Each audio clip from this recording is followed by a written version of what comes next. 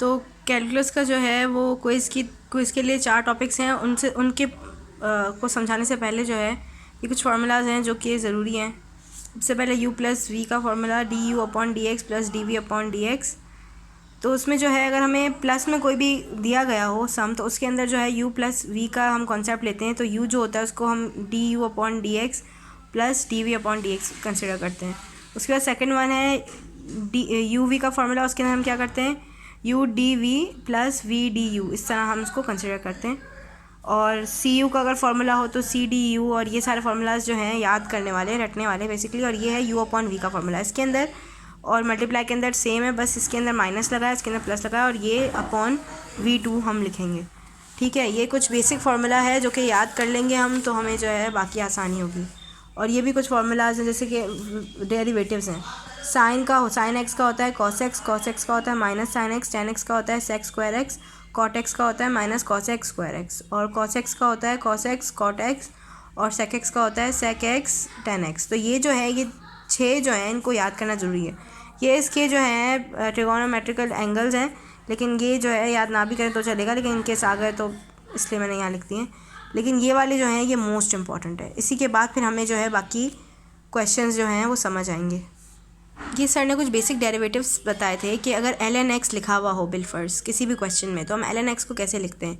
तो हम ln x का जो डेरिवेटिव बनता है वो ये बनता है 1 अपॉन एक्स और derivative x d upon D x, और फिर हम x का जो है वो अलग से यानी कि एंगल का जो है अलग से डेरिवेटिव लेते हैं। इसी तरह फॉर सपोज ln 2x है तो हम 1 अपॉन 2x लेंगे और फिर 2x का अलग से एंगल लेंगे। ये इसका ln x का फॉर्मूला है, डेरिवेटिव है। और उसके बाद जो है अगर ln 2x है तो हम इसी तरह ln 1 अपॉन 2x लेंगे, 2x स्क्वायर लेंगे, और फिर उसके बाद 2x स्क्वायर का अलग से एंगल ले लेंगे। इसी तरह ई एफ एक्स का अलग से फार्मूला है।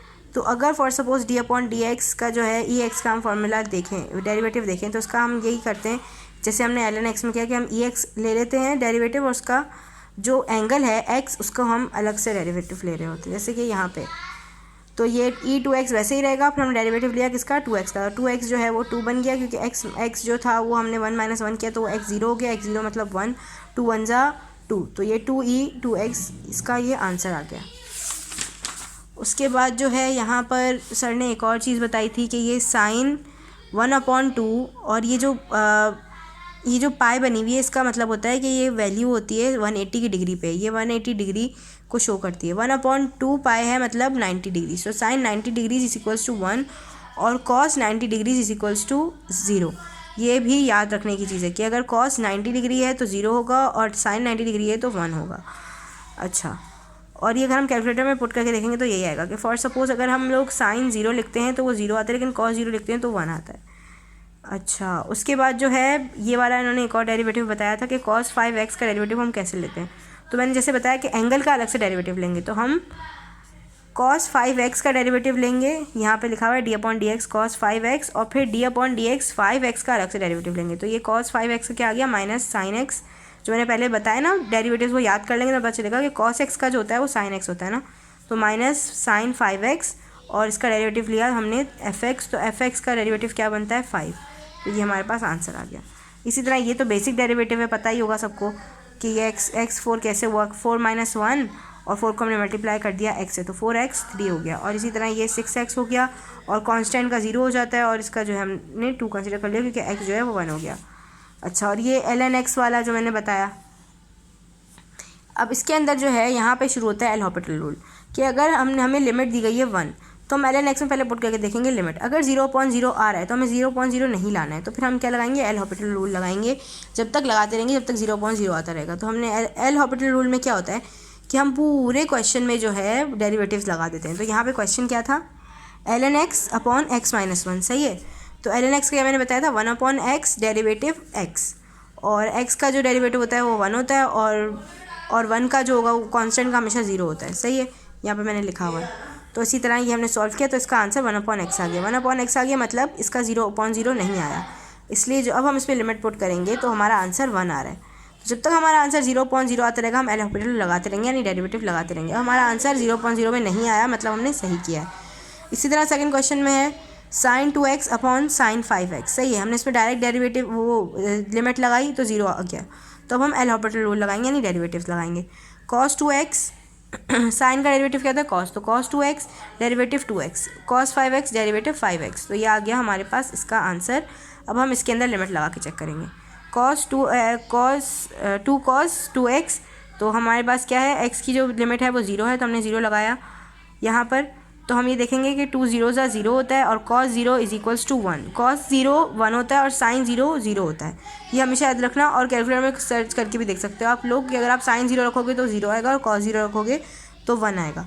तो ये आ गया हमारे पास 2 0 0, cos 0 1, cos 0 यहाँ पे भी 5 0 0 और cos 0 1, तो 2 1 2 और 5 1 5, तो यहाँ पे हमारे पास आ गया 2/5। तो इसीलिए हमारे पास 0.0 नहीं आया, मतलब ये आंसर हमारा सही हो गया। ठीक हो गया। उसके बाद जो है ये एक और क्वेश्चन यहाँ पे दिया हुआ है एल हॉस्पिटल का, उसके अंदर भी यही हमने करना है कि पहले हमने 0 डाल के देख लिया, अगर 0.0 लिमिट डाल के देख लिया, अगर 0.0 आ रहा है मतलब ये गलत है, हमें एल हॉस्पिटल रूल लगाना ही पड़ेगा। तो हमने यहाँ पे जो है डेरिवेटिव ले लिया सबका। एल हॉस्पिटल रूल में हमने क्या किया, कांस्टेंट जो होता है उसका डेरिवेटिव 0 होता है, x का 1 होता है, और 3x² का हमने क्या देखा कि 2 - 1 तो x हो गया, और 3 2 6, और यहाँ पे 13 हो गया और यहाँ पे 0 हो गया। सही है। तो ये यहाँ पे हमारे पास फाइनली आंसर क्या आया, 1/6x - 13। अब हम इसमें जो है वो लगा के देखेंगे लिमिट लगाई तो हमारे पास आंसर आ रहा है 1/5, यानी हमारा क्वेश्चन सही हो गया। उसके बाद जो है TET और 1 - ET का जो क्वेश्चन है, इसके अंदर अगर हम डेरिवेटिव लगाएंगे, लिमिट लगाएंगे, तो ये आंसर हमारा आ रहा है 0/0। लेकिन जब हम इसमें एल हॉस्पिटल रूल लगाएंगे यानी डेरिवेटिव लगाएंगे तो हमारा क्वेश्चन कैसे बनेगा, हम यहाँ देख सकते हैं। टी जो है हमने एज इट इज़ ले लिया, लेकिन इसका जो एंगल है उसका हम जो है वो उसका हम डेरिवेटिव लेंगे। इसी तरह प्लस यहाँ पे हमने जो है यूवी का फार्मूला लगाया है। सॉरी, यूवी का फार्मूला क्यों लगाया है, क्योंकि ये देखो, ये इस टी को हमने यू कंसिडर किया है और ई टी को हमने वी कंसिडर किया है। तो यूवी का फार्मूला क्या था, V D U plus U D V. ठीक है, तो ये यू है ये वी है, तो यू और d/dx का डेरिवेटिव ये v हो गया, और ये v और ये u हो गया। सही है। और इसके अपॉन जो है 1 जो है हमारा कांस्टेंट हो जाएगा, और et जो है हमारा, इसका हम डेरिवेटिव ले लेंगे। जब हम इसका डेरिवेटिव लेंगे तो फाइनली हमारा आंसर आएगा ये TET प्लस ET/ET।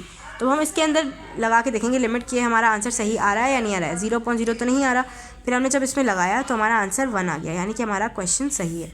अच्छा, ये 3 असाइनमेंट दिए थे सर ने, ये मैं नहीं समझा रही, लेकिन मैंने असाइनमेंट करे थे और भेजे भी थे, तो ये हो चुका है। तो इस तरह हमारा एल हॉस्पिटल का जो क्या बोलते हैं टॉपिक जो है वो कंप्लीट हुआ।